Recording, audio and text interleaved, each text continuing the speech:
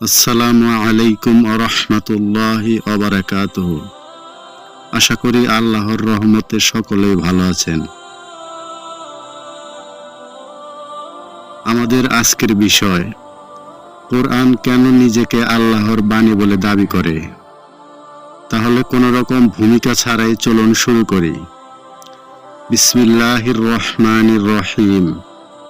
নবীদের সমসাময়িক যুগের অবস্থা সম্পর্কিত ইতিহাস পাঠ করলে জানা যায় যে যেসব যুগে মানুষ যে বিষয়ে শ্রেষ্ঠত্ব ও পারদর্শিতা অর্জন করেছিল, মহান আল্লাহ তার প্রেরিত নবী রাসূলকে সে বিষয়ে যুগের সমস্ত মানুষের উপরে শ্রেষ্ঠত্ব দান করেছিলেন। হযরত মূসা আলাইহিস সালামকে যখন প্রেরণ করা হয়েছিল, তখন মানুষ জাদুবিদ্যায় অত্যন্ত পারদর্শিতা অর্জন করেছিল। তারা জাদুবিদ্যা প্রয়োগ করে অস্বাভাবিক একটা কিছু প্রদর্শন করতে সক্ষম হতো। মহান আল্লাহ তার নবী হযরত মূসা আলাইহিস সালামকে এমন ধরনের ক্ষমতা দিয়ে প্রেরণ করেছিলেন যে তদানীন্তন যুগের শ্রেষ্ঠ জাদুকরদের যাবতীয় ক্ষমতা ও শ্রেষ্ঠত্ব হযরত মূসা আলাইহিস সালামকে প্রদত্ত ক্ষমতা ও শক্তির সামনে পানির বুদবুদের মতোই মিলিয়ে গেল। সাধারণ মানুষ অবাক বিস্ময়ে অবলোকন করল, জাদুকর বৃন্দ দীর্ঘ সাধনার ফলে যে শক্তি ও ক্ষমতা অর্জন করেছিল, তা মুহূর্তের ভেতরে হযরত মূসা আলাইহিস সালামের শক্তি ও ক্ষমতার সামনে ম্লান হয়ে গেল। শুধু তাই নয়, তারা এটাও স্পষ্ট অনুভব করল যে জাদুকরদের প্রদর্শনীমূলক ক্রিয়াকর্ম স্পষ্টতই জাদু, যা যে কোনো ব্যক্তি সাধনার মাধ্যমে অর্জন করতে সক্ষম হবে। আর মূসা আলাইহিস সালাম যা প্রদর্শন করছেন তা জাদু নয় এবং ক্ষমতা সাধনা করে অর্জন করা সম্ভব নয়, বরং এ ক্ষমতা তিনিই দান করেছেন যিনি এ আকাশ ও পৃথিবীর স্রষ্টা এবং পালনকর্তা। হযরত ঈসা রূহুল্লাহকে যখন পৃথিবীতে প্রেরণ করা হয়েছিল, তখন মানুষ চিকিৎসা শাস্ত্রে এতটা উন্নতি করতে সক্ষম হয়েছিল যে তারা দুরারোগ্য ব্যাধি চিকিৎসার মাধ্যমে উপশম করতে সক্ষম হতো। আল্লাহ রাব্বুল আলামিন হযরত ঈসা আলাইহিস সালামকে যে যুগে সমস্ত মানুষের উপরে যোগ্যতা ও ক্ষমতা জ্ঞানের দিক দিয়ে শ্রেষ্ঠত্ব দান করেছিলেন, তিনি জন্মান্ধদের চোখে হাত স্পর্শ করতেন আর জন্মান্ধর দৃষ্টিশক্তি ফিরে পেত। সমকালীন যুগের শ্রেষ্ঠ চিকিৎসকগণ বিস্ময়ে বিমূঢ় হয়ে হযরত ঈসা আলাইহিস সালামের ক্ষমতা অবলোকন করতে বাধ্য হতো। সাধারণ জনগণ চিকিৎসকদের ক্ষমতা আর হযরত ঈসা আলাইহিস সালামের ক্ষমতার মধ্যে সুস্পষ্ট পার্থক্য অনুধাবন করতে সক্ষম হতো যে চিকিৎসকরা যে ক্ষমতা প্রয়োগ করে তা তাদের সাধনলব্ধ ক্ষমতা, আর হযরত ঈসা আলাইহিস সালাম যে ক্ষমতা প্রয়োগ করছেন তা সাধনলব্ধ কোনো ক্ষমতা নয়। এ ক্ষমতা তিনিই দান করেছেন যিনি সমস্ত সৃষ্টির প্রতিপালক। বিশ্বনবী সাল্লাল্লাহু আলাইহি ওয়াসাল্লামকে মহান আল্লাহ সারা পৃথিবীবাসীর জন্য শেষ নবী হিসেবে প্রেরণ করেছেন। তারপরে কিয়ামত পর্যন্ত আর কোনো নবী রাসূল আসবে না। তাকে যে যুগে এবং যেখানে প্রেরণ করা হয়েছিল, ইতিহাস সাক্ষী সেখানকার মানুষ ভাষা ও সাহিত্যে এতটা পারদর্শিতা অর্জন করেছিল যে তারা পরস্পরে সাধারণভাবে যেসব কথা বলতো, সে কথাগুলো কাব্য আকারে বলতো। তাদের কথা ও রচিত পংক্তিমালার ভেতরে উচ্চমানের সাহিত্য বৈশিষ্ট্য বিদ্যমান ছিল। বর্তমান বিজ্ঞানের হিরণ্ময় কিরণে উদ্ভাসিত পৃথিবীর সভ্যতাগবী মানুষ সে যুগে মানুষের সম্পর্কে আলোচনা করতে গেলেই তাদের প্রতি বর্বর, মূর্খ ইত্যাদি বিশেষণ ব্যবহার করে থাকে। অথচ তাদের রচিত কাব্যসমূহের প্রতি দৃষ্টি নিক্ষেপ করে বর্তমানের ভাষাবিদরা স্তব্ধ হয়ে পড়েন। সে যুগের রচিত কিতাবসমূহ বর্তমানেও পৃথিবীর শ্রেষ্ঠ বিশ্ববিদ্যালয়সমূহে পঠিত হচ্ছে। বিশ্বনবীর মহিলা সাহাবী হযরত খানসা রাদিয়াল্লাহু তাআলা আনহা সে যুগের শ্রেষ্ঠ কবি ছিলেন। তার রচিত কবিতা মাত্র কিছুদিন পূর্বে বৈরুত থেকে ইংরেজি ভাষায় অনুবাদ হয়ে গোটা পাশ্চাত্য জগতে আলোড়ন সৃষ্টি করেছে। নবীর সাহাবী হযরত হাসান রাদিয়াল্লাহু তাআলা আনহু বিখ্যাত একজন কবি ছিলেন। বর্তমানে ইসলাম ও ইসলামপন্থীদের বিরুদ্ধে ইসলাম বিদ্বেষীগণ যেমন খোদাহীন কবি সাহিত্যিকদেরকে ব্যবহার করে থাকে, সে যুগেও ইসলাম বিদ্বেষী গোষ্ঠী সে যুগের কবি ও সাহিত্যিকদেরকে আল্লাহর রাসূল ও তার সাহাবীদের বিরুদ্ধে ব্যবহার করত। এসব কবি আল্লাহর রাসূল ও তার সাহাবাদের বিরুদ্ধে বিদ্রোপাত্মক ও বিদ্বেষমূলক কবিতা রচনা করে সারা আরব সাম্রাজ্যে ছড়িয়ে দিত, যেন সাধারণ মানুষের মনে আল্লাহর নবী ও তার সাহাবাদের সম্পর্কে ঘৃণার উদ্রেক হয়। সাহাবাগণ এসব কটূক্তিপূর্ণ কবিতা শুনে ব্যথিত হতেন। তারা হযরত আলীকে অনুরোধ জানালেন তিনি যেন কবিতা রচনা করে ইসলাম বিদ্বেষী কবিদের জবাব দেন। হযরত আলী রাদিয়াল্লাহু তাআলা আনহু বললেন, রাসূল সাল্লাল্লাহু আলাইহি ওয়াসাল্লাম যদি তাকে অনুমতি দান করেন তাহলে তিনি জবাব দেবেন। রাসূলের কাছে অনুমতি কামনা করলে তিনি বললেন, আলী এ কাজের উপযুক্ত নয়। তারপর তিনি মদিনার আনসারদের লক্ষ্য করে বললেন, যারা তলোয়ার দিয়ে আমাকে সাহায্য করেছে তারা কি ভাষা দিয়ে এই বিদ্রূপের বাধা দিতে পারে না? আল্লাহর রাসূলের কথা শুনে বয়স্ক একজন আনসার সাহাবী উঠে দাঁড়িয়ে নিজের জিহ্বা বের করে রাসূলকে দেখালেন। তারপর তিনি অত্যন্ত উৎসাহের সাথে অনুমতি কামনা করে বললেন, ইয়া রাসূলুল্লাহ, এ কাজের জন্য আমি উপস্থিত। মহান আল্লাহর শপথ, আল্লাহর শত্রুদের কথার মোকাবেলা করার মতো বাক্যের থেকে বসরা, সিরিয়া এবং ইয়েমেনের আমার কাছে অন্য কোনো বাক্যই প্রিয় নয়। আল্লাহর রাসূল সাল্লাল্লাহু আলাইহি ওয়াসাল্লাম বললেন, আমি যে বংশ থেকে স্বয়ং উদ্ভূত সে বংশের লোকদের বিদ্রূপ তুমি কিভাবে করবে? হযরত হাসান বললেন, ইয়া রাসূলুল্লাহ, তাদের মধ্য থেকে আপনাকে এমনভাবে পৃথক করব যেভাবে আটার স্তূপ থেকে চুল বের করা হয়। বিশ্বনবী সাল্লাল্লাহু আলাইহি ওয়াসাল্লাম তার সে প্রিয় সাহাবীর দিকে পরম মমতার দৃষ্টি নিক্ষেপ করলেন এবং তাকে দায়িত্ব দিলেন তিনি যেন ইসলাম বিদ্বেষী কবিদের জবাব কবিতা দিয়ে দেন। তিনি অত্যন্ত শক্তিশালী কবিতা রচনা করে শত্রুদের মুখ বন্ধ করে দিতেন। তিনি দরবার রেসালাতের সবচেয়ে বড় কবি হবার মর্যাদা অর্জন করেছিলেন। হযরত বিলালের মতো একজন হাবশী গোলামও অতুলনীয় কাব্য প্রতিভার অধিকারী ছিলেন। মক্কা থেকে মদিনায় হিজরত করার পরে প্রাথমিকভাবে মদিনার আবহাওয়া অনুকূলে না হওয়ার কারণে অনেকেই প্রচন্ড জ্বরে আক্রান্ত হয়েছিলেন। জ্বরের তীব্রতা এতটা ছিল যে কারো কারো মাথার চুল পর্যন্ত উঠে গিয়েছিল। হযরত বিলাল রাদিয়াল্লাহু তাআলা আনহু জ্বরে আক্রান্ত হলেন। প্রচন্ড জ্বরের কারণে কখনো কখনো তিনি অসামঞ্জস্যমূলক কথা বলতেন। এই অবস্থাতেও তার হৃদয়ে সুপ্ত দেশপ্রেম জাগ্রত হয়ে উঠত এবং যার প্রকাশ ঘটত কবিতার মাধ্যমে। তিনি তার শৈশব, কৈশোর আর যৌবনের চারণভূমি মক্কার বিভিন্ন স্থানের স্মৃতিচারণ করতেন কাব্য আকারে। প্রিয় জন্মভূমি মক্কার কথা মনে পড়লেই তার চোখ থেকে ঝর্ণার মতো পানি ঝরত। মাতৃভূমি মক্কার কথা স্মরণ করে তিনি বিরহ গাথা রচনা করে গাইতেন। তখন তার দুনয়ন থেকে তপ্ত অশ্রুধারা গড়িয়ে পড়ত।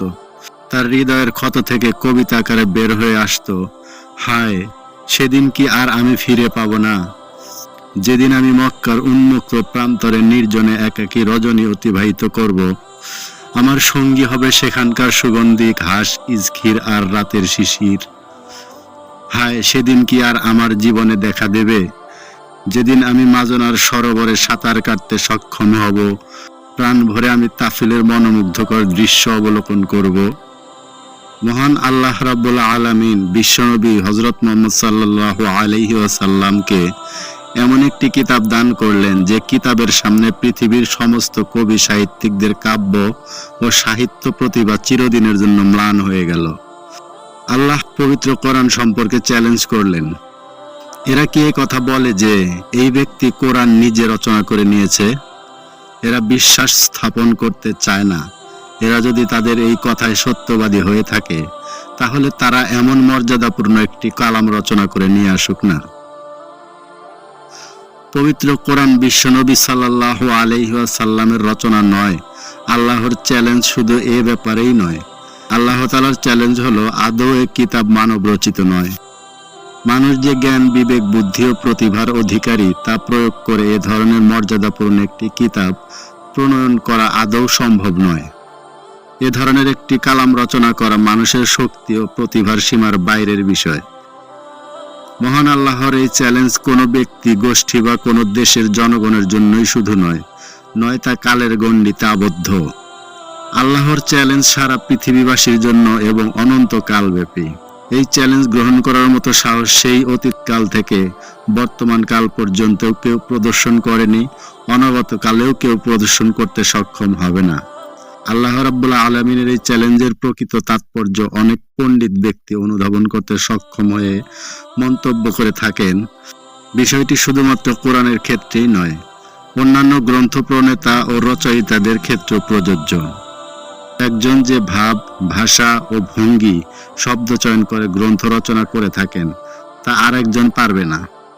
কারণ কাব্য ও সাহিত্য প্রতিভার অধিকারী ব্যক্তিগণ স্বতন্ত্র বৈশিষ্ট্যের অধিকারী হয়ে থাকেন। তাদের একের বৈশিষ্ট্য আরেকজনের অনুরূপ হয় না। যেমন একজন খ্যাতিমান বক্তার অনুরূপ আরেকজন বক্তা বক্তৃতা করতে সক্ষম হন না, হ্রাসবৃদ্ধি হয়ে থাকে। আসলে এ ধরনের লোকজন আল্লাহর চ্যালেঞ্জের প্রকৃত তাৎপর্য ও স্বরূপ যথার্থভাবে অনুধাবনে ব্যর্থ হয়ে বিভ্রান্তির ঘূর্ণাবর্তে আবর্তিত হতে থাকে। এরা মনে করে কোরআনে যেভাবে শব্দ চয়ন করা হয়েছে, যে ভাব প্রকাশ করা হয়েছে, যে ভঙ্গি অনুসরণ করা হয়েছে, বর্ণনার ক্ষেত্রে যে অলংকার ব্যবহার করা হয়েছে, আল্লাহর চ্যালেঞ্জ বোধহয় এসব ক্ষেত্রেই করা হয়েছে।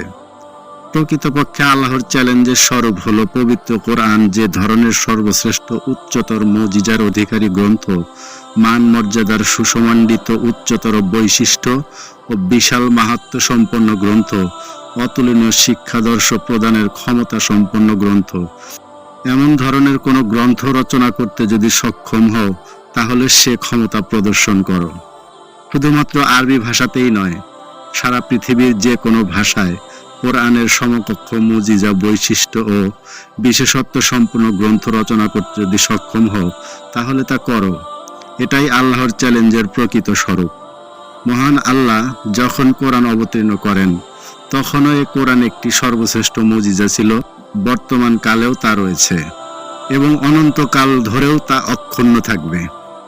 প্রকৃতপক্ষে আল্লাহর কোরআন এক অতুলনীয় ও অনুপম বৈশিষ্ট্যের অধিকারী এক মহাগ্রন্থ। আল্লাহ তাআলা এই কিতাবে যে ব্যাপক ও সর্বাত্মক জ্ঞান সন্নিবেশিত করেছেন, সে জ্ঞানের ক্ষুদ্রাতি ক্ষুদ্র অংশও অতীতকালে যেমন কোনো মনীষীর মধ্যে স্ফুরণ ঘটতে দেখা যায়নি, বর্তমানে এই বিজ্ঞানের যুগেও দেখা যায় না, অনাগত কালেও দেখা যাবে না।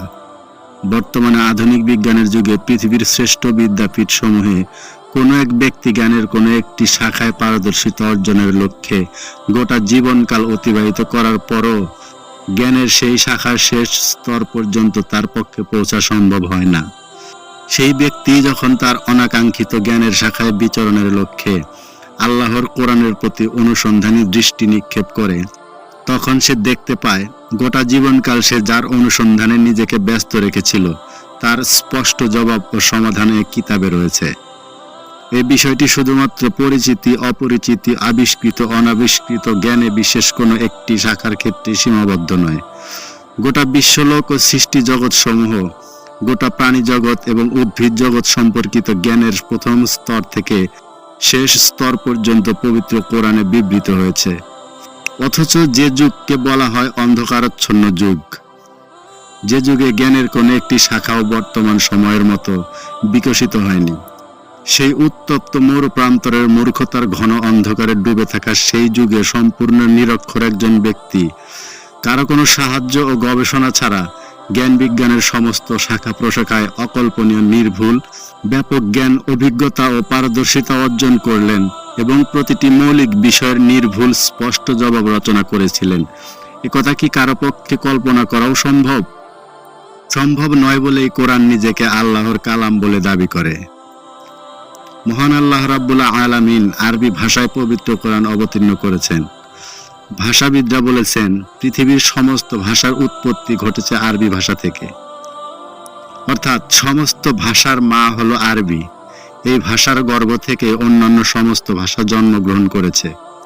এ কারণে পৃথিবীর প্রতিটি ভাষার ভেতরে আমরা দেখতে পাই পরিবর্তিত রূপে বর্তমান সময় পর্যন্ত আরবি শব্দ বিদ্যমান রয়েছে।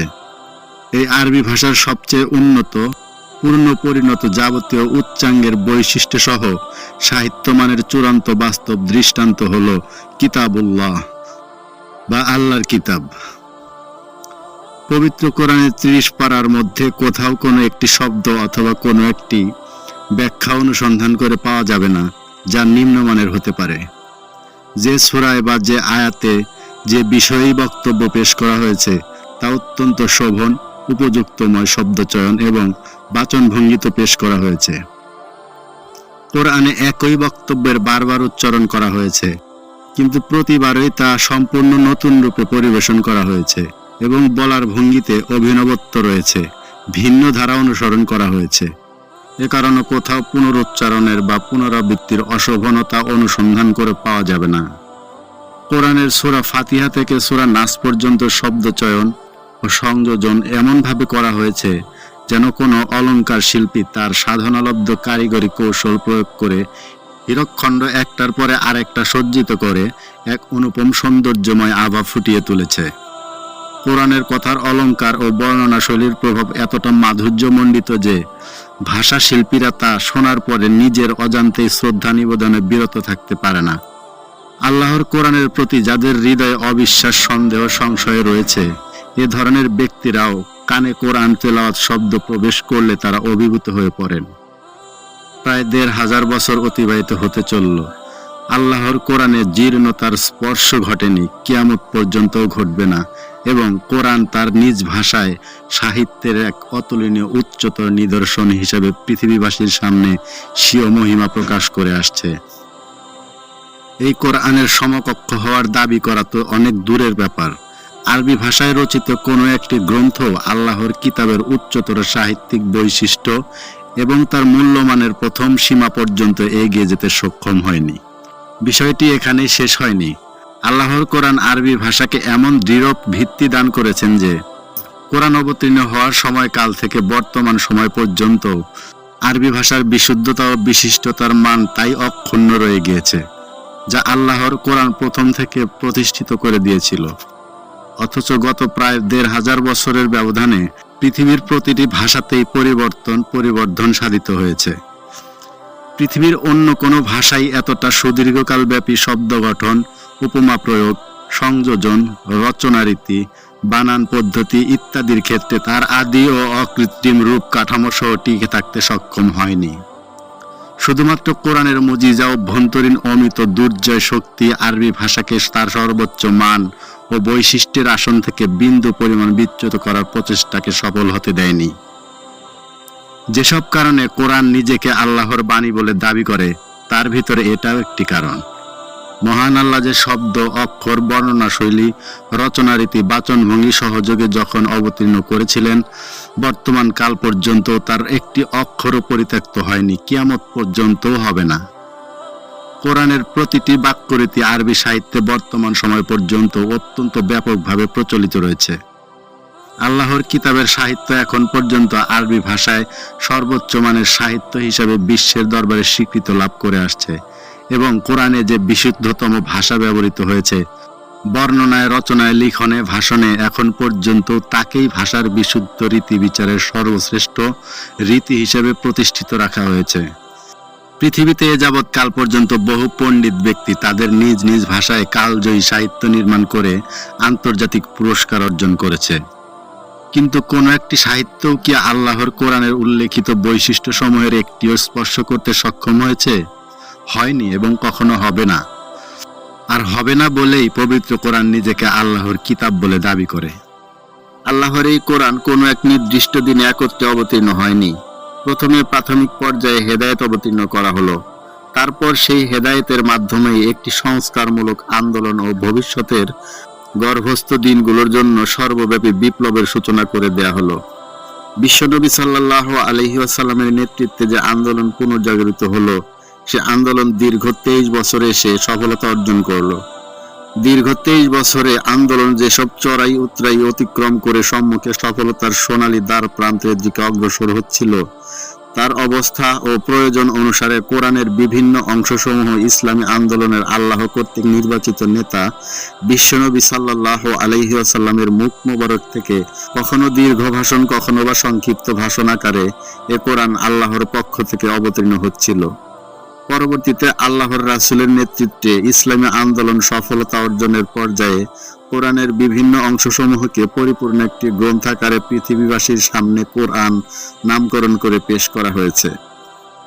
কোনো ব্যক্তি যদি এই কোরআনকে রাসূলের নিজের কল্পিত বলে দাবি করে, তাহলে তার এটা দায়িত্ব ও কর্তব্য হয়ে দাঁড়ায় যে সারা পৃথিবীর ইতিহাস একত্রিত করে তার ভেতর থেকে এমন একটি দৃষ্টান্ত উপস্থাপন করা যে একজন মানুষ বছরের পর বছর ধরে একটি প্রবল পরাক্রান্ত শক্তির মোকাবেলা করে সমাজ পরিবর্তনের আন্দোলনে নেতৃত্ব দিতে গিয়ে কখনো উপদেশ দানকারী হিসেবে, কখনো নৈতিকতার শ্রেষ্ঠ শিক্ষক হিসেবে, কখনো একটি মুসলিম জনগোষ্ঠীর মুক্তির অগ্রনায়ক হিসেবে, কখনো একটি বিশাল সাম্রাজ্যের শাসক হিসেবে, কখনো আইন প্রণেতা ও আইনদাতা হিসেবে, কখনো একটি বিশাল সুশৃঙ্খল সেনাবাহিনীর সিপাহসালার হিসেবে, কখনো বিজয়ী নেতা হিসেবে, কখনো আধ্যাত্মিক জগতে পৌঁছার পথপ্রদর্শক হিসেবে, এবং সে আসনে আসীন হয়ে যে বক্তৃতা ও ভাষণ দান করেছেন, নানা উপলক্ষে যেসব কথাবার্তা বলেছেন, তা একত্রে সংগ্রহ করে একটি পরিপূর্ণ ও পূর্ণাঙ্গ সুসংবদ্ধ বিপ্লবাত্মক সর্বব্যাপী চিন্তাদর্শ ও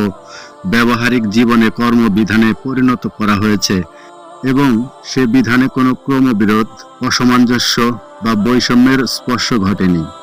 তার সূচনা থেকে সমাপ্তি পর্যন্ত একই কেন্দ্রীয় পরিকল্পনা ও চিন্তা শৃঙ্খলার ধারা বাস্তবায়িত হয়ে টিকে থাকতে দেখা গিয়েছে, তা মানব গোষ্ঠীর সামনে প্রদর্শন করা।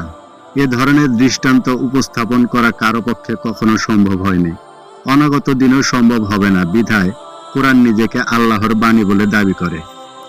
কোরআন যার উপর অবতীর্ণ হলো, সেই মহামানব বিশ্বনবী সাল্লাল্লাহু আলাইহি ওয়াসাল্লাম প্রথম দিনেই তার মহান বিপ্লবী আন্দোলনের যে ভিত্তি স্থাপন করেছেন, জীবনের শেষ দিন পর্যন্ত তিনি সেই ভিত্তির উপর অটল অবিচল থেকে চিন্তা চেতনা, আকীদা, বিশ্বাস ও বাস্তব জীবনে কর্মের এমন একটি সর্বাত্মক ব্যবস্থা নির্মাণ করে সম্মুখের দিকে অগ্রসর হয়েছেন, যার প্রতিটি স্তর অন্যান্য স্তরের সাথে পরিপূর্ণরূপে সামঞ্জস্য ও ধারাবাহিকতা রক্ষা করেছে। রাসূলের পবিত্র জবান মোবারক থেকে যে কোরআন ভাষণ আকারে প্রকাশিত হয়েছে, তা চিন্তাবিদ ও গবেষকরা সত্য অনুসন্ধানের মন মানসিকতা নিয়ে পাঠ করলে এ কথার স্বীকৃতি দানে বাধ্য হবেন যে রাসূল যে আন্দোলনের সূচনা করলেন, তার শেষ স্তর পর্যন্ত পৌঁছাতে পথের কোন বাঁকে কি অবস্থার সৃষ্টি হবে, কোন ধরনের পরিস্থিতিকে স্বাগত জানাতে হবে, তার পরিপূর্ণ একটি চিত্র রাসূলের দৃষ্টির সামনে স্পষ্ট ছিল। আন্দোলনের যাত্রাপথে প্রতিমধ্যে রাসূলের মন মস্তিষ্কে এমন কোন নতুন চিন্তার সৃষ্টি হয়েছে যা এর আগে কখনো ছিল না, অথবা থাকলেও সে চিন্তার পরিবর্তন সাধন করা হয়েছে, এমন কোনো বিষয় অনুসন্ধান করে পাওয়া যায় না। এমন ধরনের বিস্ময়কর সৃজনশীল প্রতিভা প্রদর্শনকারী, অতুলনীয় মর্যাদার অধিকারী কোনো ব্যক্তির সুদূর অতীতকাল থেকে বর্তমান সময় পর্যন্ত পৃথিবীর মাটি স্পর্শ করেনি। ভবিষ্যতের গর্ভে অপ্রকাশিত শতাব্দী সমূহেও কখনো পৃথিবীর মাটি স্পর্শ করতে সক্ষম হবে না। যতগুলো কারণে কোরআন নিজেকে আল্লাহর বাণী বলে দাবি করে, এ কারণটিও তার মধ্যে অন্যতম। আল্লাহর এই কোরআনে মহান আল্লাহ যে বিষয়বস্তু গ্রহণ করেছেন, তা যেমন সর্বব্যাপী বিপ্লবাত্মক, তেমনি ব্যাপক ও বিশাল। এর আলোচিত বিষয়ের পরিধি অনাদিকাল থেকে অনন্তকাল পর্যন্ত গোটা সৃষ্টিলোকে পরিব্যাপ্ত এবং বিস্তৃত। সৃষ্টি জগৎ সমূহের অন্তর্নিহিত রহস্য, মহাসত্য, প্রকৃত তত্ত্ব, এর সূচনা ও সমাপ্তি, বিনাশ এবং সর্বশেষ পরিণতি, এর নিয়ম শৃঙ্খলা, আইন বিধান, পরিচালনা ইত্যাদির ব্যাপারে এই গ্রন্থে আলোচনা করা হয়েছে। এই মহাবিশাল সৃষ্টিলোকের স্রষ্টা, পরিচালনাকারী ও নিয়ন্ত্রণকারী, লালন পালনকারীর পরিচয় কি, তিনি কি ধরনের গুণাবলীর অধিকারী, এসব গুণাবলীর ধরন কি, তার ক্ষমতার পরিধি কতটা ব্যাপক, কর্মের সীমা কত দূর পর্যন্ত বিস্তৃত, কোন মহাসত্যের ভিত্তিতে এই বিশাল বিশ্বলোক তার অস্তিত্ব নিয়ে টিকে রয়েছে এবং পরিচালিত হচ্ছে, তা পবিত্র কোরআনে বিস্তারিতভাবে বর্ণনা করা হয়েছে। এই বিশ্বলোকে অসংখ্য সৃষ্টির মধ্যে মানুষের সম্মান, মর্যাদা ও অবস্থান সম্পর্কে কোরআন স্পষ্ট রূপে ঘোষণা দিয়ে তা নির্ধারণ করে কথা জানিয়ে দিয়েছে যে এটাই হলো মানুষের সৃষ্টিগত স্বভাব ও জন্মগত সম্মান, মর্যাদা। এতে সামান্যতম পরিবর্ধন করা পৃথিবীর কোনো মানুষের পক্ষে কখনো সম্ভব নয়।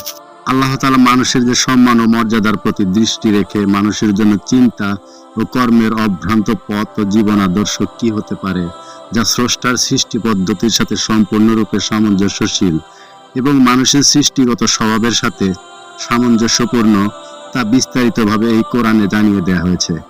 এরপর মানুষের জন্য অন্ধকার ও ধ্বংসের পথ কোনটি, যে পথ মানুষের সৃষ্টিগত স্বভাবের সাথে সাংঘর্ষিক, মানুষের স্বভাব ও চিন্তা চেতনার বিপরীত, সেটাও এই কোরআন সুস্পষ্টভাবে পার্থক্য নির্দেশ করেছে। অভ্রান্ত পথ ও পদ্ধতি কেন অভ্রান্ত, তা যেমন এ কোরআনে অখণ্ডনীয় যুক্তির মাধ্যমে পরিবেশন করা হয়েছে, তেমনি ভ্রান্ত পথ ও পদ্ধতি কেন ভ্রান্ত তাও নির্ভুল যুক্তির মাধ্যমে প্রমাণ করার জন্য পবিত্র কোরআনে গোটা বিশ্বলোকের প্রতিটি জিনিস, সৃষ্টি জগতের সূক্ষ্মাতি সূক্ষ্ম দিক, বিশ্ব ব্যবস্থার এক একটি স্তর, মানুষের দেহের অভ্যন্তরের নানা দিক, তার অস্তিত্ব, মানুষের ইতিহাস থেকে অসংখ্য অগণিত বাস্তব প্রমাণ ও নিদর্শনগুলো পৃথিবীর সামনে পেশ করেছে। সেই সাথে এ কথাও মানুষকে এ কোরআন অবগত করেছে যে মানুষ কি কি কারণে, কোন আকর্ষণে, কিভাবে ভ্রান্ত পথের পথিক হয় এবং এর পরিণতি কি, আর যা চিরসত্য, অনন্তকাল উত্তীর্ণ মহাসত্য, তা কিভাবে অনাদিকাল পর্যন্ত অবিকৃত ও অভ্রান্ত থাকবে এবং বিষয়টি মানুষ কি করে অনুধাবন করতে সক্ষম হবে, তা মানুষকে এই কোরআন নির্ভুল পদ্ধতির দিকে স্পষ্ট দিক নির্দেশনা করেছে। কোনটি ভ্রান্ত পথ আর কোনটি অভ্রান্ত পথ, তা এই কোরআন মানুষকে অবগত করেই ক্ষান্ত হয়নি। সেই অভ্রান্ত পথের একটি পরিপূর্ণ জীবন ব্যবস্থার অনুপম চিত্র মানুষের সামনে উপস্থাপন করেছে। এই চিত্রে মানুষের জন্ম থেকে শুরু করে জীবনের যে বিভাগ, যেখানে যা প্রয়োজন, তা অত্যন্ত সুসংবদ্ধ বিধি ব্যবস্থা ও মূলনীতিগুলো অত্যন্ত বোধগম্য পদ্ধতিতে পেশ করেছে। সেই সাথে এই কথাও স্পষ্ট ভাষায় বলে দিয়েছে, অভ্রান্ত পথ অবলম্বন করলে এবং ভ্রান্ত পথ অনুসরণ করলে তার কি ফল ও পরিণতি এই পৃথিবীতে প্রকাশিত হবে, মানুষের চলমান জীবনে তার কি পরিণতি অনিবার্যভাবে দেখা দেবে, আখিরাতের জীবনেই তা কি ধরনের পরিণতির মুখোমুখি হতে হবে, তা স্পষ্ট ভাষায় বর্ণনা করেছে। মানুষের চলমান জীবনে তার কি পরিণতি অনিবার্যভাবে দেখা দেবে, আখিরাতের জীবনেই বা কি ধরনের পরিণতির মুখোমুখি হতে হবে, তা স্পষ্ট ভাষায় বর্ণনা করা হয়েছে। মানুষের জীবন ও এই পৃথিবীর সমাপ্তি কিভাবে ঘটবে এবং দ্বিতীয় আরেকটি জীবন ও জগৎ কিভাবে আত্মপ্রকাশ করবে, তাই কোরআনে অঙ্কিত হয়েছে। শুধু তাই নয়, এই পরিবর্তন কিভাবে, কোন প্রক্রিয়ায় ঘটবে, তার প্রতিটি স্তরে কি ধরনের অবস্থার সৃষ্টি হবে, এসবের প্রতিটি দিকের এক একটি পূর্ণাঙ্গ চিত্র কোরআন তার পাঠকের দৃষ্টির সামনে উদ্ভাসিত করে তুলে দিয়ে ঘোষণা করেছে। এই পৃথিবীর পরবর্তী পৃষ্ঠায় মানুষ তার দ্বিতীয় জগতে কিভাবে অস্তিত্ব লাভ করবে, কোন প্রক্রিয়ায় মানুষ এই পৃথিবীতে করে যাওয়া যাবতীয় কর্মকাণ্ডের জবাবদিহি করবে, কোন ধরনের অনস্বীকার্য পরিস্থিতির ভেতরে তার কর্মের রেকর্ড তুলে দেওয়া হবে, এই রেকর্ডের সত্যতা প্রমাণের জন্য কি ধরনের অখণ্ডনীয় বলিষ্ঠ যুক্তি ও সাক্ষ্য প্রমাণ উপস্থাপন করা হবে, শাস্তি ও পুরস্কার কি ধরনের হবে, কেন শাস্তি ও পুরস্কার দেওয়া হবে, তা মানুষের সামনে এই কোরআন স্পষ্ট ভাষায় বর্ণনা করেছে। আর এসব কারণেই কোরআন নিজেকে আল্লাহর কিতাব বলে দাবি করে। এ দাবির প্রতি চ্যালেঞ্জ করার ক্ষমতা না অতীতে কারো ছিল, বর্তমানেও কারো নেই এবং ভবিষ্যতেও কারো হবে না। এই পৃথিবীতে আল কোরআনই হলো একমাত্র গ্রন্থ যা মানব জাতির সমুদয় চিন্তা চেতনা, চরিত্র, নৈতিকতা, সভ্যতা, সংস্কৃতি, রাজনীতি, অর্থনীতি, এক কথায় মানুষের জীবনযাপন পদ্ধতির উপর যে ব্যাপকতার সুগভীর ও বিপ্লবাত্মক প্রভাব বিস্তার করেছে, এ ধরনের সর্বব্যাপক ও সর্বাত্মক প্রভাব বিস্তারকারী গ্রন্থের অস্তিত্ব পৃথিবীতে আর একটিও নেই। প্রথম পর্যায়ে এই কোরআন পৃথিবীর একটি জাতির উপরে প্রভাব বিস্তার করে তাদের জীবনধারার অমূল্য পরিবর্তন সাধন করেছে।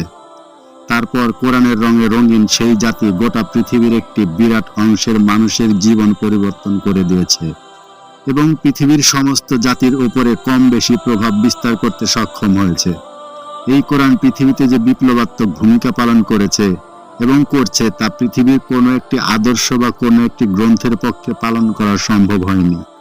কোরআন শুধুমাত্র সজ্জিত অক্ষরের আকারে কাগজের পৃষ্ঠায় আবদ্ধ হয়ে থাকে না, বরং মানুষের বাস্তব কর্মের পৃথিবীতে এর এক একটি শব্দ, প্রভাব, চিন্তাদর্শ ও মতবাদের অনুপম রূপায়ণে সম্পূর্ণ ভিন্নতর একটি সভ্যতা ও সংস্কৃতি নির্মাণ করে এক দৃষ্টান্ত কর্ম সম্পাদন করেছে এবং এখনো করছে।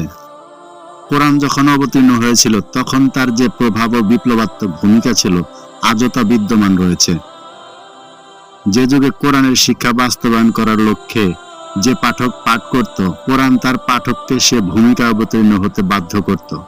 কোরআনের এই অতুলনীয় প্রভাব ও ক্ষমতা বর্তমানেও যেমন বিদ্যমান রয়েছে, অনাদিকাল পর্যন্ত বিদ্যমান থাকবে। কোরআন যে মহান আল্লাহর বাণী, এটাও তার একটি বড় প্রমাণ। আল্লাহর এই কিতাব যার উপর অবতীর্ণ হলো, তিনি হলেন বিশ্বনবী মুহাম্মদ রাসূলুল্লাহ সাল্লাল্লাহু আলাইহি ওয়াসাল্লাম। তার পবিত্র জবান মোবারক থেকে কোরআন উচ্চারিত হচ্ছিল। তিনি হঠাৎ করে আকাশ থেকে অবতরণ করেননি।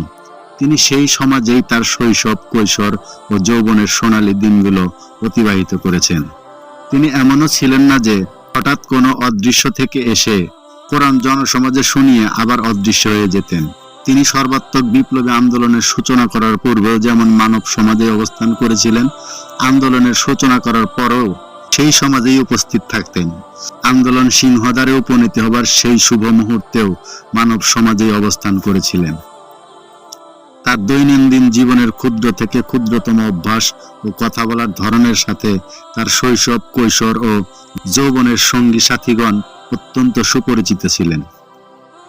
তার সারা জীবনে বলা কথার সিংহভাগই বর্তমানেও হাদিস গ্রন্থসমূহে সংরক্ষিত রয়েছে।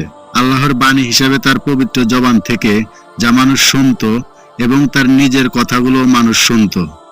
তার সমভাষাভাষী লোকজন স্পষ্ট অনুভব করতে সক্ষম হতো যে কোনটা আল্লাহর বাণী আর কোনটা তার নিজের কথা। পরবর্তী সময়ে আরবি ভাষাবিদরাও কোনটি রাসূলের কথা আর কোনটি আল্লাহর বাণী তার পার্থক্য রেখা স্পষ্টভাবে অঙ্কন করতে সক্ষম হতেন। রাসূলের দীর্ঘ হাদিসের মধ্যে কোথাও কোরআনের আয়াত ব্যবহৃত হলে হাদিস আর কোরআনের বাক্যরীতি সহ অন্যান্য পার্থক্য অত্যন্ত স্পষ্ট হয়ে ওঠে। এই পার্থক্য এতটাই প্রকট যে কোরআনের আয়াত আর হাদিস শুনলেই অঙ্গুলি সংকেত করতে সক্ষম হন কোনটি রাসূলের বাণী আর কোনটি আল্লাহর কালাম। এই বিরাট পার্থক্যের কারণে কোরআন অবিশ্বাসীদের কাছে কতগুলো বড় প্রশ্ন করা যায় যে একই ব্যক্তির পক্ষে কি সম্ভব বছরের পর বছর দুটি ভিন্ন ধারায় ও ভাষায় কথা বলা? একই ভাষার দুটি স্বতন্ত্র ধারা রপ্ত করে তা অভ্যাসে ও বাক্যরীতিতে পরিণত করা কি একজন মানুষের পক্ষে সম্ভব? কোরআন ও হাদিসের ভাষা যে একই ব্যক্তির, এ ধরনের দাবি করা কি বর্তমান সময় পর্যন্ত কারো পক্ষে সম্ভব হয়েছে?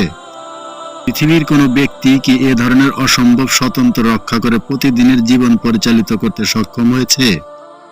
একজন মানুষ সাময়িকভাবে এ ধরনের অভ্যাস রপ্ত করে কৃত্রিমভাবে অভিনয় কিছুদিনের জন্য চালিয়ে যেতে পারে, কিন্তু দীর্ঘ 23 বছর ব্যাপী কারো পক্ষে কথা বলার ক্ষেত্রে পরিপূর্ণ সতর্কতার সাথে দুটো ধারা বজায় রাখা সম্ভব?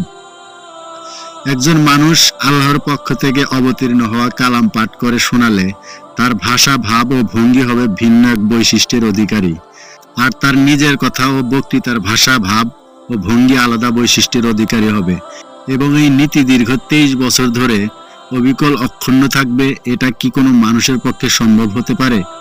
পারে না বলে এই কিতাব আল্লাহর বাণী হওয়ার দাবি পেশ করে। কোরআন আল্লাহর বাণী এ কথার উপরে পাহাড়ের মতোই অটল অবিচল থেকে রাসূল সাল্লাল্লাহু আলাইহি ওয়াসাল্লাম দাওয়াতি কাজ ও আন্দোলনে নেতৃত্ব দান করেছেন, এবং এ পথে অবর্ণনীয় সমস্যার মোকাবিলা তাকে করতে হয়েছে। কোরআনের প্রতি অবিশ্বাসীরা তাকে ব্যঙ্গ বিদ্রূপ করেছে। নির্যাতনের এমন কোনো পদ্ধতি অবশিষ্ট ছিল না যা তার উপরে করা হয়নি। নির্যাতন সহ্য করতে না পেরে তার আন্দোলনের কর্মীরা কষ্টার্জিত সহায় সম্পদের মমতা বিসর্জন দিয়ে দেশ ত্যাগ করতে বাধ্য হয়েছেন।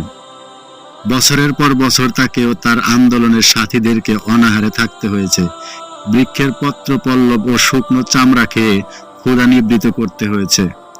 দারিদ্রতার কষাঘাতে নির্মমভাবে জর্জরিত হতে হয়েছে।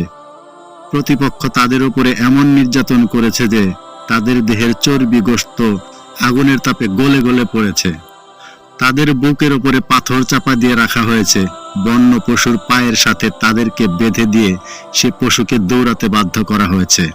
তাদের গায়ের গোশত নির্মম কণ্টকের আঘাতে ছিন্ন বিচ্ছিন্ন হয়ে পথের ধুলোয় মিশেছে। তাকেও তার সাথীদেরকে হত্যা করার পৈশাচিক উল্লাসে মেতে উঠেছে প্রতিপক্ষ। লড়াই সংগ্রাম হয়েছে তাদের প্রতি মুহূর্তের সাথী। সংগ্রামের ময়দানে কখনো তিনি ও তার সাথীরা বিজয়ী হয়েছেন, আবার কখনো প্রতিপক্ষ বিজয়ী হয়েছে। তার প্রাণের শত্রু যখন পরাজিত হয়েছে, তখন তার মহানুভবতা অবলোকন করে শত্রু তার মাথা সেই পবিত্র কদম মোবারকে ঝুঁকিয়ে দিয়ে নিজেকে ধন্য মনে করেছে। প্রথম থেকেই তিনি আল্লাহ প্রদত্ত মহাক্ষমার অধিকারী ছিলেন। আবার অতিরিক্ত ক্ষমতা হিসেবে তিনি বিশাল রাষ্ট্র ক্ষমতার অধিকারী হয়েছেন। জনপ্রিয়তার সর্বশীর্ষে তিনি অবস্থান করেছেন। একজন মানুষের জীবনে যখন এতগুলো অবস্থার সমাবেশ ঘটে, তখন সে মানুষের মন মানসিকতা কখনো প্রথম থেকে শেষ পর্যন্ত একই ধরনের থাকতে পারে না। অবস্থার পরিপ্রেক্ষিতে অত্যন্ত কঠিন ব্যক্তিত্বশালী লোকের মধ্যেও হৃদয়ে আবেগের ক্ষরণ কোনো এক অসতর্ক মুহূর্তে ঘটে যায়। মানুষ হিসাবে আল্লাহর রাসূল যেসব কথা বলেছেন সেসব কথা পর্যালোচনা করলে দেখা যায় তার ভেতরে কোথাও কোথাও হৃদয়ে আবেগের প্রতিফলন ঘটেছে। পক্ষান্তরে আল্লাহর কালাম হিসেবে যে কথাগুলো তার জবান মোবারক থেকে মানুষ শুনেছে তার মধ্যে মানবীয় হৃদয়ে আবেগের সামান্যতম চিহ্ন খুঁজে পাওয়া যায় না। ভবিষ্যতেও কোরআনের প্রতি অবিশ্বাসী গবেষকরা আল্লাহর কিতাবে মানবীয় হৃদয়ে আবেগ অনুসন্ধান করতে গিয়ে বারবার ব্যর্থ হয়ে ফিরে আসবে, এতে সন্দেহের কোনো অবকাশ নেই।